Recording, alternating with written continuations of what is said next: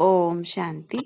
24 मार्च 2026। मीठे बच्चे, तुम्हें गृहस्थ व्यवहार में रहते कमल फूल समान पवित्र बनना है।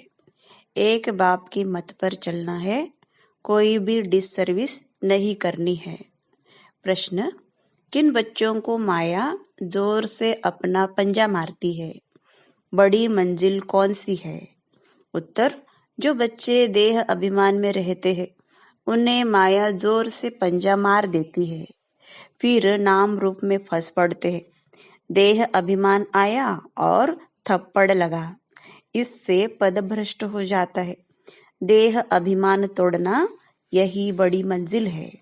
बाबा कहते, बच्चे देही अभिमानी बनो। जैसे बाप ओबीडियंट सर्वेंट है, कितना निरहंकारी है, ऐसे निरहंकारी बनो, कोई भी अहंकार न हो।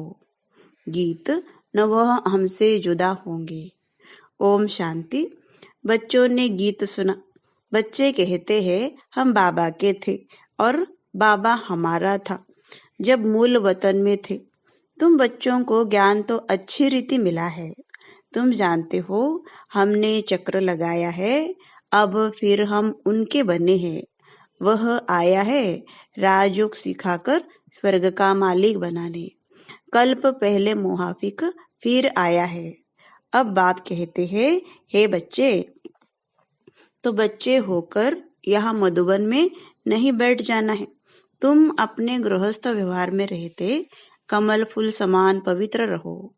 कमल का फूल पानी में रहता है, परंतु पानी से ऊपर रहता है, उन पर पानी लगता नहीं है।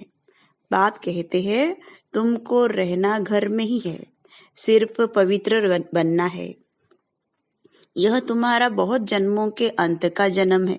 जो भी मनुष्य मात्र है उन सबको पावन बनाने मैं आया हूँ। पतित पावन सर्व का सदगति दाता एक ही है, उनके सिवाय पावन कोई बना नहीं सकता। तुम जानते हो आधा कल्प से हम सीढ़ी उतरते आए हैं। 84 जन्म तुमको जरूर पूरे करने हैं और 84 का चक्र पूरा कर जब फिर जड़जड़ीभूत अवस्था को पाते हैं तब मुझे आना पड़ता है। बीच में और कोई पतित से पावन बना नहीं सकता। कोई भी न बाप को न रचना को जानते हैं। ड्रामा अनुसार सबको कलयुग में पतित तमो प्रधान बनना ही है।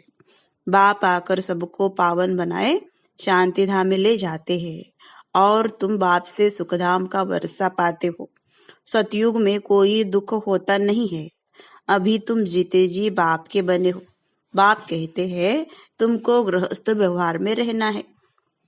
बाबा कभी किसको कह नहीं सकते कि तुम घर बार छोड़ो, नहीं। गृहस्थ व्यवहार में रहते सिर्फ अंतिम जन्म पवित्र बनना है।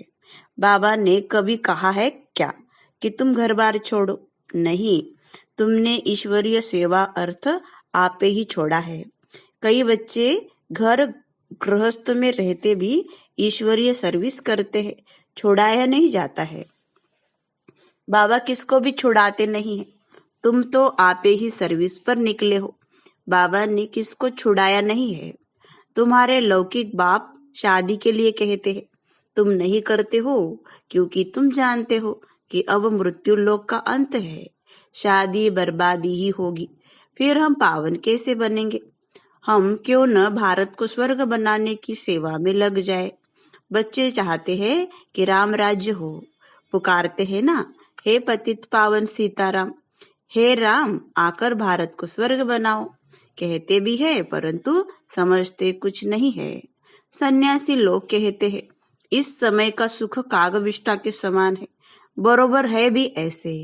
यहाँ सुख तो है ही नहीं, कहते रहते हैं परंतु किसके बुद्धि में नहीं है। बाप कोई दुख के लिए यह सृष्टि थोड़े ही रचते हैं। बाप कहते हैं, क्या तुम भूल गए हो, स्वर्ग में दुख का नाम निशान नहीं रहता है। वहां कंस आदि कहाँ से आए? अब बेहद का बाप जो सुनाते हैं उनकी मत पर चलना है। अपनी मनमत पर चलने से बर्बादी कर देते हैं। आश्चर्यवंत सुनंती, कथंती, भागंती या ट्रेटर बनंती। कितनी जाकर डिससर्विस करते हैं, उनका फिर क्या होगा। हीरे जैसा जीवन बनाने बदले कौड़ी मिसल बना देते हैं। पिछाड़ी में तुमको सब अपना साक्षात्कार होगा। ऐसी चलन के कारण यह पद पाया। यहाँ तो तुमको कोई भी पाप नहीं करना है, क्योंकि तुम पुण्य आत्मा बनते हो। पाप का फिर 100 गुना दंड हो जाएगा। भल स्वर्ग में तो आएंगे, परंतु बिल्कुल ही कम पद। यहाँ तुम राजयोग सीखने आए हो, फिर प्रजा बन जाते हैं। मर्तबे में तो बहुत फर्क है ना, यह भी समझाया है। यज्ञ में कुछ देते हैं, फिर वापिस ले जाते हैं, तो चंडाल का जन्म मिलता है। कई बच्चे फिर चलन भी ऐसी चलते हैं, जो पद कम हो जाता है। बाप समझाते हैं, ऐसे कर्म नहीं करो जो राजा रानी के बदले प्रजा में भी कम पद मिले। यज्ञ में स्वाहा होकर भागंती होते तो क्या जाकर बनेंगे। यह भी बाप समझाते हैं, बच्चे कोई भी कर्म नहीं करो, नहीं तो 100 गुना सजाएं मिलेगी। फिर क्यों नुकसान करना चाहिए। यहाँ रहने वालों से भी जो घर गृहस्थ में रहते हैं, सर्विस में रहते हैं, वे बहुत ऊंच पद पाते हैं। ऐसे बहुत गरीब है, 8 आना व रुपया भेज देते हैं, और जो भल यहाँ 1000 भी देवे तो भी गरीब का ऊंच पद हो जाता है, क्योंकि वह कोई पाप कर्म नहीं करते हैं। पाप करने से 100 गुना बन जाएगा। तुमको पुण्य आत्मा बन सबको सुख देना है। दुख दिया तो फिर ट्रिब्यूनल बैठती है, साक्षात्कार होता है कि तुमने यह किया, अब खाओ वो सजा। पद भी भ्रष्ट हो जाएगा। सुनते भी रहते हैं, फिर भी कई बच्चे उल्टी चलन चलते रहते हैं। बाप कहते हैं, हमेशा शिरखंड होकर रहो। अगर लून पानी होकर रहते हैं तो बहुत डिससर्विस करते हैं।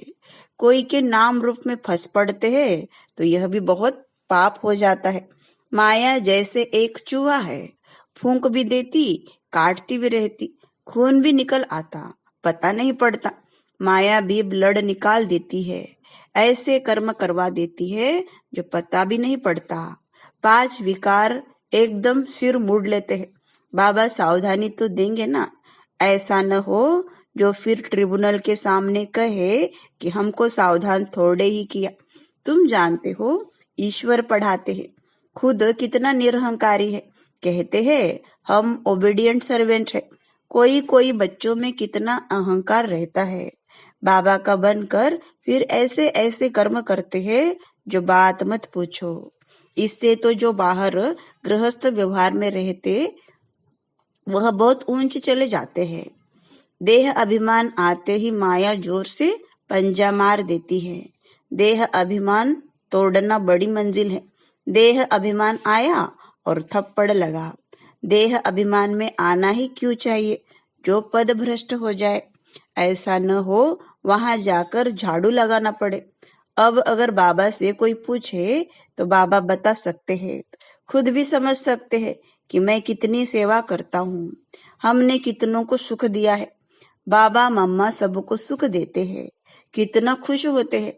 बाबा बॉम्बे में कितनी ज्ञान के डांस करते थे, चातरक बहुत थे ना। बाप कहते हैं बहुत चातरक के सामने ज्ञान की डांस करता हूँ तो अच्छी अच्छी पॉइंट्स निकलती है, चातरक खींचते हैं। तुमको भी ऐसा बनना है, तब तो फॉलो करेंगे। श्रीमत पर चलना है, अपनी मत पर चलकर बदनामी कर देते हैं तो बहुत नुकसान हो पड़ता है। अभी बाप तुमको समझदार बनाते हैं। भारत स्वर्ग था ना, अब ऐसा कोई थोड़े ही समझता है। भारत जैसा पावन कोई देश नहीं, कहते हैं लेकिन समझते नहीं है कि हम भारतवासी स्वर्गवासी थे। वहाँ अथाह सुख था।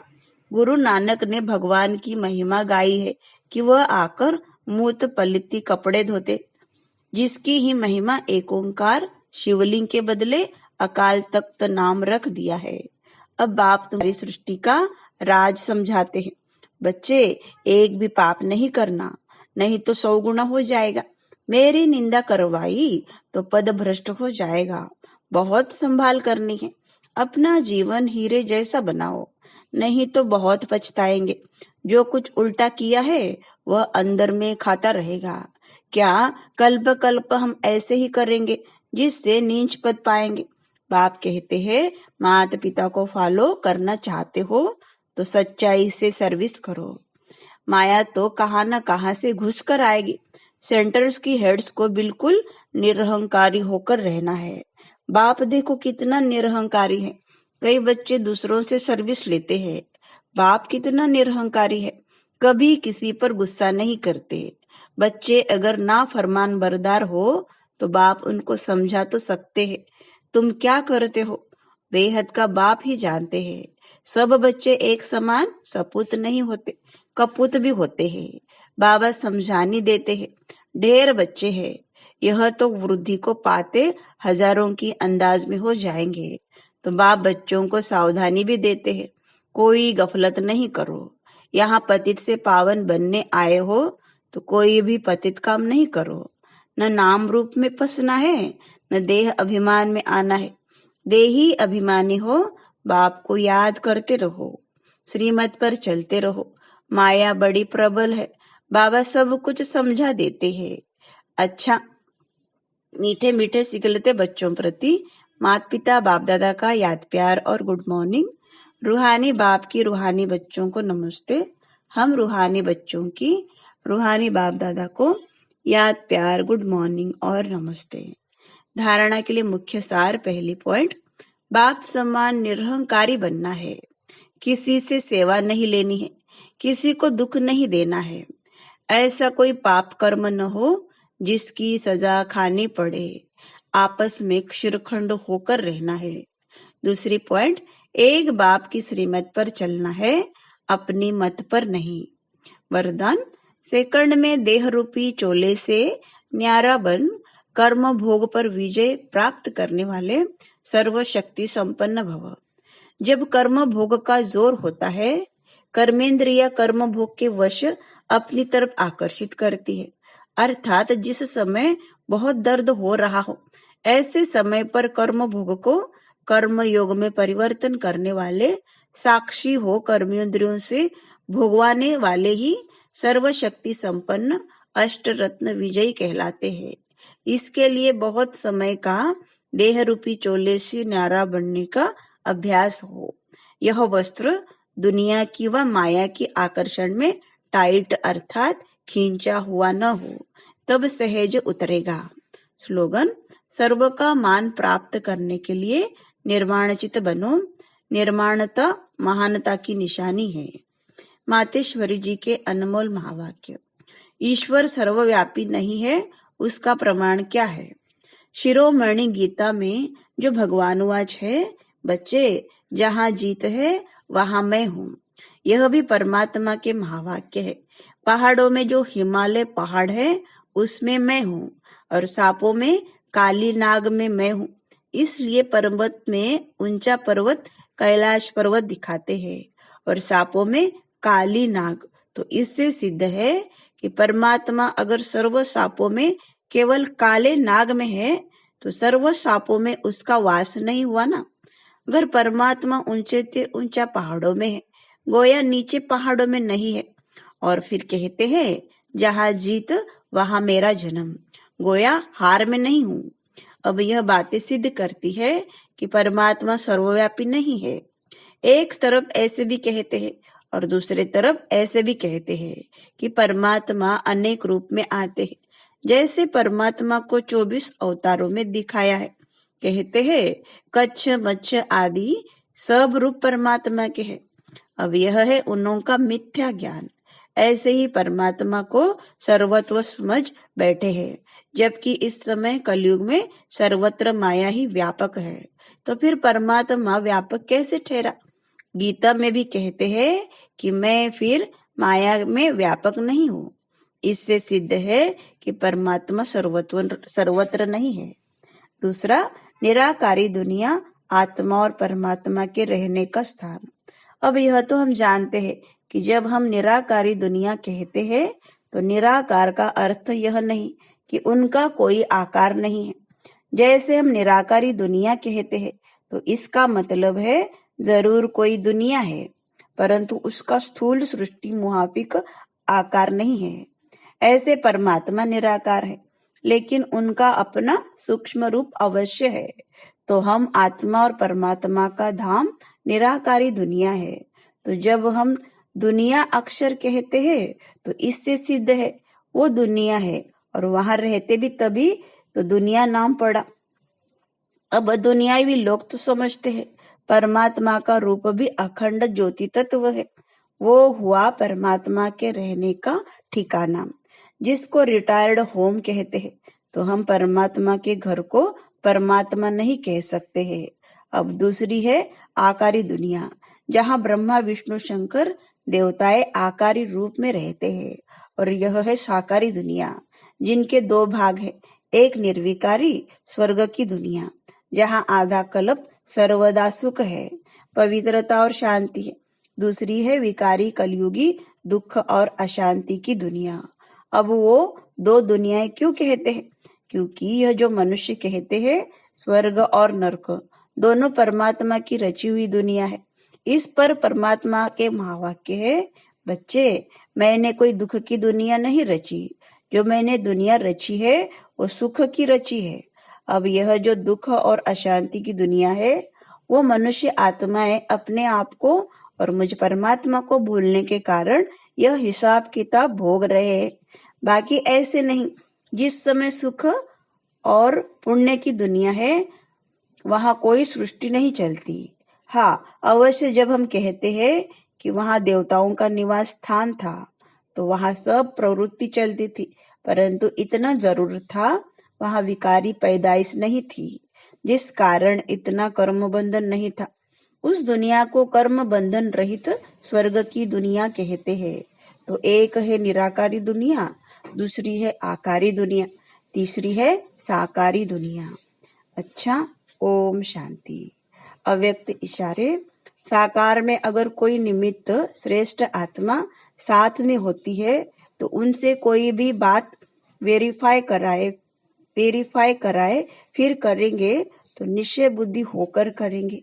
निर्भयता और निश्चय दोनों गुणों को सामने रख करेंगे। तो जहाँ सदा निश्चय और निर्भयता है वहाँ सदैव श्रेष्ठ संकल्प की विजय है। जो भी संकल्प करते हो अगर सदा निराकार और साकार साथ व सम्मुख है तो वेरीफाई कराने के बाद निश्चय और निर्भयता से करो। इससे समय भी वेस्ट नहीं जाएगा। ओम शांति।